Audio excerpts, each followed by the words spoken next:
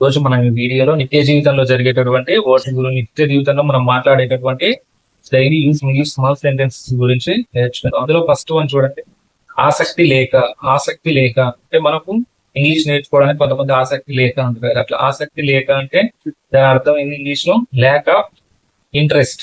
Lack of interest అంటే నాకు ఆసక్తి లేక అంటే ఇంట్రెస్ట్ లేక. నెక్స్ట్ చూడండి, నెక్స్ట్ వర్డ్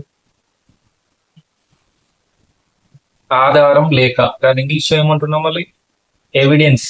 ఏమంటున్నాం? Lack of evidence. Lack of evidence అంటే ఆధారం లేక. ల్యాక్ ఆఫ్ ఎవిడెన్స్ అంటే ఆధారం లేక. నెక్స్ట్ లావు లేక అంటే lack of fat. Lack of fat. Next చూడండి, అవగాహన లేక. కొంతమంది ఏదో ఒకటి అవగాహన లేకుండా మాట్లాడుతున్నాము అంటే దాని ఇంగ్లీష్ ఏమంటున్నాం? ల్యాక్ ఆఫ్ అవేర్నెస్ అంటే అవగాహన లేక. నువ్వు అవగాహన లేకుండా మాట్లాడుతున్నావు, ఫస్ట్ తెలుసుకొని మాట్లాడదు అంటాం కదా. అవగాహన లేక అంటే దాని అర్థం ఇంగ్లీష్ లో ఏమంటున్నాం కానీ అవగాహన లేక అంటే lack of awareness. Lack of awareness. Next చూడండి, శక్తి లేక. శక్తి లేక దీని ఇంగ్లీష్ లో ఏమంటున్నాం మనం? Lack of energy. Lack of energy లేదా పవర్ అని కూడా అనొచ్చు. శక్తి అంటే పవర్ అని కూడా అనొచ్చు. ఆసక్తి లేక అంటేనేమో ల్యాక్ ఆఫ్ ఇంట్రెస్ట్. శక్తి లేక అంటేనేమో ల్యాక్ ఆఫ్ పవర్ లేదా ఎనర్జీ ఏదైనా యూజ్ చేస్తుంది. నెక్స్ట్ చూడండి, డబ్బులు లేక. దాని ఇంగ్లీష్ లో ఏమంటున్నాం మనం? డబ్బులు లేక అంటే ఇంగ్లీష్ లో lack of money. Lack of money. డబ్బులు లేకపోవడాన్ని ఏమంటున్నాం మన ఇంగ్లీష్ లో? Lack of money. అదే విధంగా జాగ్రత్త లేక. కొంతమంది జాగ్రత్త లేక హెల్మెట్ పెట్టుకోకపోవడం వల్ల యాక్సిడెంట్స్ జరుగుతాయి కదా. జాగ్రత్త లేక అంటే lack of care. Lack of care. Lack of care అంటే జాగ్రత్త లేక. నెక్స్ట్ తెలివి లేక. తెలివి లేక. కొంతమంది తెలివి లేక మోసపోతారు. వర్డ్స్ యూజ్ చేస్తాం కదా, తెలివి లేకుండా మోసపోయాం, తెలివి లేకుండా మేము ఇక్కడికి వెళ్ళాం, మాకు బుర్ర పని లేదు. కొంతమంది ఎట్లా అంటుంటారు కదా అట్లా.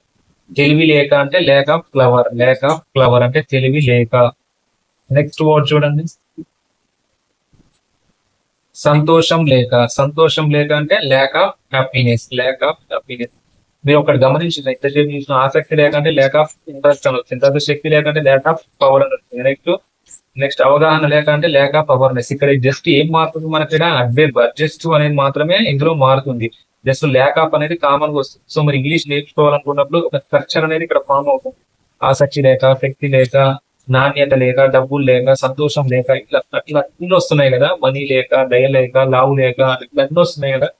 ఇట్లా ఈ విధంగా దీనికి సంబంధించి సెంటెన్సెస్ అనేది మనం పూర్తి కంప్లీట్ ఈ స్ట్రక్చర్ అనేది ఈ వీడియో చూసిలోగా మనకు నేర్చేసుకోవాలి. ఇట్లా నేర్చుకుంటే మనకు ఇంగ్లీష్ అనేది ప్రాపర్ వేలో వస్తుంది.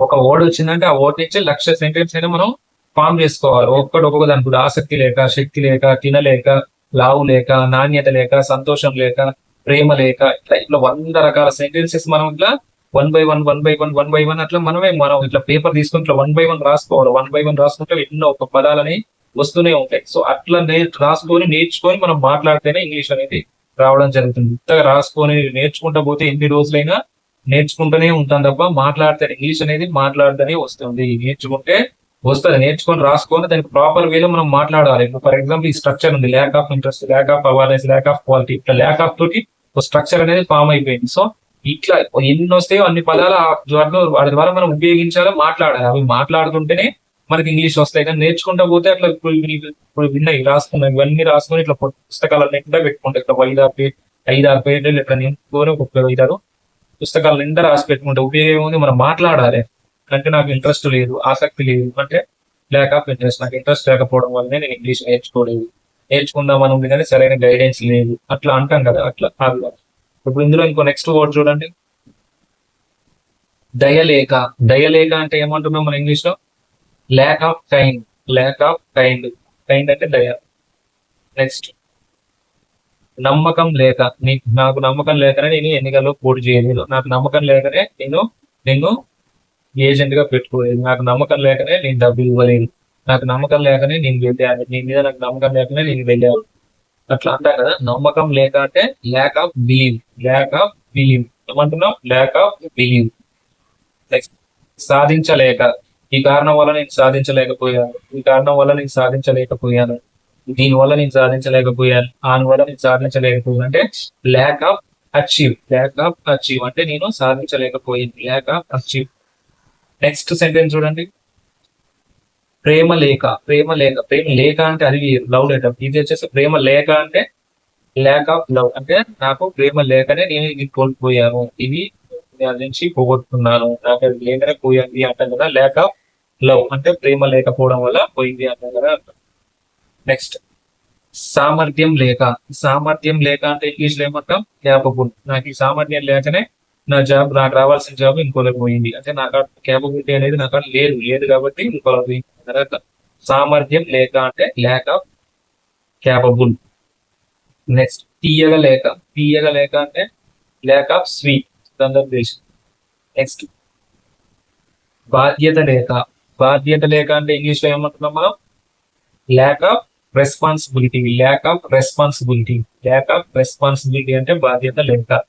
నెక్స్ట్ ఆధారం లేక. ఈ ఆధారం లేక కేసు క్లోజ్ చేస్తున్నాం అంటే నో ఎవిడెన్స్ అంటే ల్యాక్ ఆఫ్ ఎవిడెన్స్. ఇక్కడ ఎవిడెన్స్ ఏమీ లభించలేదు అంటే ల్యాక్ ఆఫ్ ఎవిడెన్స్ అంటే ఆధారం ఏమీ లేదు, ఆధారం ఏమీ లేదు. నెక్స్ట్ ల్యాక్ ఆఫ్ యూనిటీ అంటే ఐక్యత లేకపోవడం వల్ల మేము ఓడిపోయామంట. పదాలు ఇట్లా విధానం కాదు, జడ్జి తీసుకున్నట్టు ఇంకా వస్తూనే ఉంటాయి. Lack of unity, lack of humanity, మాకు మానవత్వం లేదు అంటారు కదా, అట్లా అట్లాంటి సిచ్యువేషన్. మానవత్వం లేక అట్లా lack of humanity. Lack of unity అంటే మానవత్వం, యూనిటీ అంటే ఐక్యత లేకపోవడం అట్లా.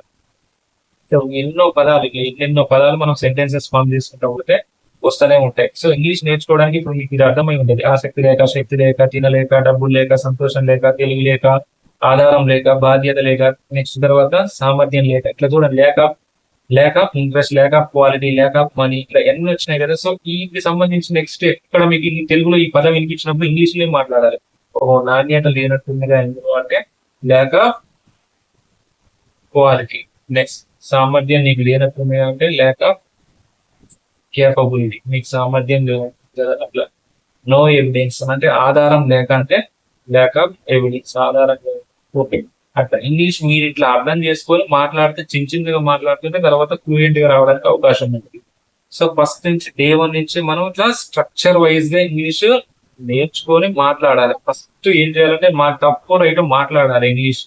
ఏ విషయం అయినా ఐఎమ్ గో టు స్కూల్, నేను స్కూల్కి వెళ్తున్నాను అట్లా ఏదో ఒకటి. ఐఎమ్ గో టు ఆఫీస్, నేను ఆఫీస్ కి వెళ్తున్నాను. ఇట్లా ఏదో ఒక వర్డ్ అనేది ఇంగ్లీష్ లో మాట్లాడండి. ఇంట్లో ఇచ్చి వెళ్ళేటప్పుడు వచ్చేటప్పుడు ఎవరితో ఒకటి ఇంగ్లీష్ లో మాట్లాడాలి. తప్పైతే నవ్వండి, నవ్వుతే లైఫ్ తీసుకుంటారు అట్లా మాట్లాడండి. ఏదో ట్రై చేస్తున్నాం అన్నట్టుగా పక్కన వాళ్ళతో మాట్లాడితేనే ఇంగ్లీష్ అనేది వస్తుంది. ఎన్ని రోజులుగా నేర్చుకుంటే రాదు, ఇంగ్లీష్ మాట్లాడుతూనే వస్తుంది.